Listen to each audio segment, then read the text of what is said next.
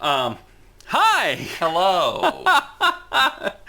I'm not including any of that about my hot hands. So, we are here today on a new side quest to address the tropes of jRPGs that we just accept. This is mostly not the tropes that we talk about in roundup episodes. This is more... These are the fabric of a jRPG. They are so a part of the nature of the beast that you don't even question them Like anymore. cotton. The fabric of our lives. But I do think it will also be fun to talk about the occasional times that games create an exception to these rules. Because that's interesting too. Let's start with monsters drop money. Yeah. In in 90% of JRPGs, You're right. when you beat an enemy, you get experience and you get some money. Money. Because apparently that dinosaur you just beat the stuffing out of had its purse with it. Right. And we don't question. Like, yeah, of course I got money. Now, there are games that get around it. Right. Russ, can you think of one? Final Fantasy 12. How does Final Fantasy 12 get around monsters dropping money? Because monsters drop parts. A wolf drops wolf fur. And a rabbit drops rabbit fur. And a snake drops And then a you sell snake that skin. for money. And then you sell that for money. That is one way around it. Another way around it is the Trails series, where monsters drop sepith, which is crystals. Yes.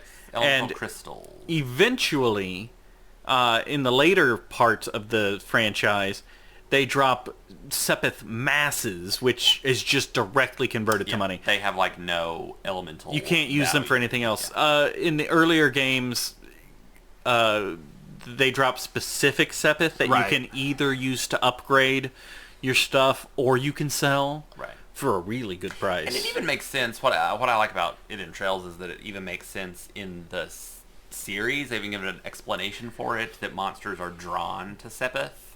That like the energy from the elements in the sepith like draws monsters. So I guess monsters just kind of like run around and chew on it or whatever. Sure. And then they just have some, or they just like have some in their fur. Because every time you beat the monster, then you have to gut it so you Yeah, can see if it ate anything worthwhile. Can you think of another game that gets around monsters drop money? There's a big one. Yeah, I know there's a ton. There's a very important one. There's an important one. What is an important RPG? It would be one that could create a lifelong friendship. Like Earthbound. There you go. Yeah. How does Earthbound get around it? Earthbound handles it by your dad just gives you an allowance based on the monsters you fight, essentially. Because it's in a more He's modern like- setting. He's like, hey, yeah, you've beaten up a lot of those critters out there. I'm gonna fill up your ATM card. I'm gonna fill up your bank account, and you can get some money out of the ATM. Which is another fun way Yeah, that's around cute. monsters dropping money. Right. There are probably other examples. Those are Ironically, it would make sense if some of those like crazy people that you fight drop money, but Sure. it's still just your dad The possessed giving you people. the money. Yeah. well, because you don't kill them, you return them to you normal. return them to normal, absolutely. So another big trope: walking into strangers' houses, Yeah. taking their stuff, talking to them, poking around in corners, reading the books in their library. Yeah. Almost never do you walk into a random house in a JRPG and they go, "Hey, what are you doing? This is my house." You can walk up to them while they're cooking in the kitchen and they're just like, "I can't believe the mayor used to be a knight." Maybe that's just how things worked in olden times. You walk into their bedroom and, gosh, the shopkeeper sure has been acting weird lately since he married that woman who came from out of town. Like, Yeah, that's very true.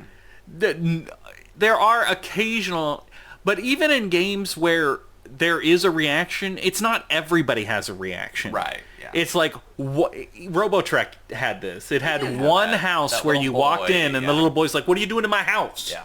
And I'm like, "You're not supposed to stop me from going into houses."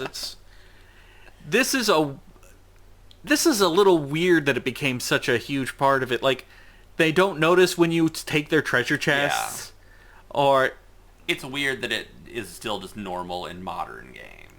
Yeah, you'd think they would have smoothed that out. Like, we can talk to NPCs on the street, or we could knock on the door and they come to the door. Like, the fact that the NPCs in the Trails series just don't care that you barge into the mayor's house and you just interrupt his dinner. And he's like, talking. Timmy didn't do his homework today. Okay. Paying for equipment, even if you're the legendary prophesied hero and the world's only hope. Yeah, that's true. Even in a game where you are widely acknowledged, you are the hero, you will save us all. I've got a really good sword if you've got 5 million gold. Yeah. I'm sorry, what happens if I don't save the world? Oh, we'll all be killed, but I need that money. Yeah. Code of a merchant. It's just capitalism. Well, and also, the further away you get from home, the better the equipment is. It's true. A hero is never born or starts his adventure in the last town. Right. It's never, the great evil is right up that hill. Do you want this Excalibur for 5 billion gold? Teenagers saving the world. Yeah, I know this Russ, one. you talk about it. You take it. Oliver. So here's the thing. Here's the thing about it. I understand it. Now, where I would like to play as a 30-something or 40-something just trying to get through their life and save the world at the same time, I think that would be nifty. I get it. And Trails in the Sky, when I first played it, is the game that made me get it. Like, understand why it's always teenagers saving the world. And it's because as you go around Trails in the Sky, you are learning about so much of the world for the first time as Estelle and Joshua. So if we were Cassius, if we were 45-year-old Cassius traveling around the world, we would just have to know all of this stuff already. We would have to know all of the politics and all of the factions and all of this and that and the other. But as teenagers, we get to, playing as teenagers, we as the audience get to experience it with the characters for the first time. So it doesn't bother me as much as it used to, and it's actually thanks to Trails in the Sky. I still feel that's a little bit of a cop-out because, first of all, Final Fantasy VII, which we don't sing the praises of very often, but like Final Fantasy VII introduces you to a lot of the game mechanics by having Cloud tell other people, because I'm an experienced fighter, so let me tell you how this works, and we learn it that way. Yeah. Also, there's no reason why you couldn't be a 30, 40-year-old man and have a teenage sidekick you were explaining the world to. True, that's true. So I think if it's being used primarily for a storytelling purpose, it's a little lazy to always use it. But there also just seems to be something in Japanese culture. Well, there is, because I've read about this before, that so much like anime takes place in high schools, because high school is like the last definitive like shared experience of everyone in society. So everybody can get like, this is what it was like in high school. You told me about Final Fantasy XII once, and how originally... Yes, originally in Final Fantasy XII, Bosch, the 30-something-year-old knight, was supposed to be the main character, and he did not test well with Japanese audiences, and they wanted a young, plucky, twink porn star-looking 17-year-old boy to be the main character, and that's how we got Vaughn. Even though Ash is really the main character of that game. But yes, that is true, is that it was supposed to be a story about Bosch, the old grizzled soldier, and then they needed like a POV character. So at this point, it's not even about narrative ease, although sometimes it probably is. It's not even about shared experience, although surely sometimes that's the case for the writers. I think it's because of various reasons, it has become such a part of the nature of the beast, right, that you can't even get away from it now. Well, that's true. That's true in, not to go off on another tangent, but that's why there's so much cute girls doing cute things anime as well, because it's just what sells. It's just what people want to see. So if, as an anime or manga creator, you want to write about, your motorcycle club, well, you can do that. as long as all the members of the motorcycle club are adorable teenage girls. Or camping. There's a camping one that's out now.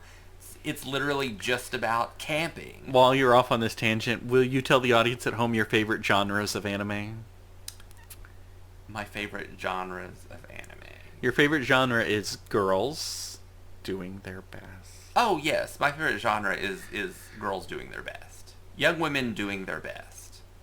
That's the first thing Russ looks for in a new anime. Yes. Is it about young women doing their best? Yes, I love that. Okay, so this next trope is a little deeper. And maybe I'm not even making sense, so you can stop me. Everything you encounter in the world revolves around you. For example, if you enter a town and there's a group of people protesting the mayor's tax policies, say, sooner or later, you know you will be involved in it on one side or the other.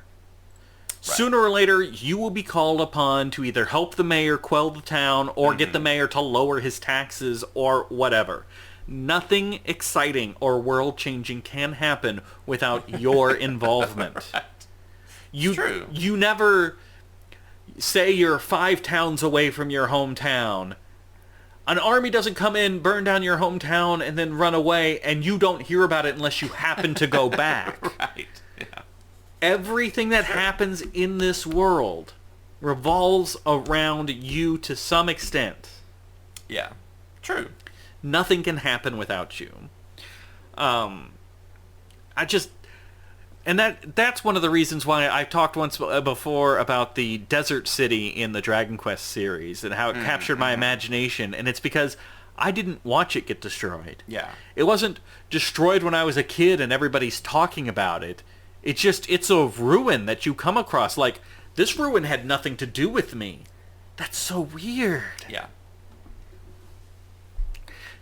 Some might say that in some RPGs, you are the one that brings that ruination to the town because you got involved and everything would have been fine. Now, I think... God, we've been talking about the Trails series so much lately. But I think the Trails series does get away from this a little bit in that NPCs all have their own life story going on. Yeah. You can play through a Trails game and never know what's going on, but there are... I don't want to do the family with marital difficulties again. I've done that one. Ricky and Anton. Yeah. Ricky and Anton are popular NPCs in the Trails series. They go on their own adventures. They got this whole... In every game, they've got a whole storyline going on with them. And you never have to talk to them. Yeah. Their story continues without you. Yeah. I would like to see more of that in games, where if you want to experience the full story, you got to really work for it. Or maybe it's impossible to get the full story. Which leaves hooks for imagination. That's neat, yeah.